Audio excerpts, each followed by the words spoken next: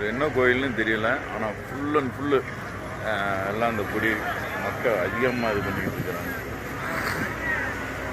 நல்ல கூட்டத்தை பாருங்கள்.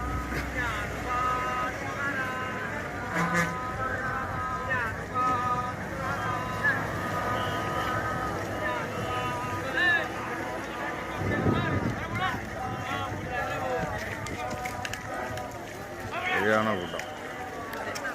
இந்த இந்து முன்னணி மாதிரி போகிறாங்க. இதெல்லாம் கோயில்லாம் ரொம்ப பக்தியாக இருப்பாங்க. இது என்ன ஊர் மிஸ்ஸா? ஆ என்ன ஊர்? பீடுங்கிற ஒரு ஊர். ஆனால் பக்கத்தில் டோல்கேட்டு.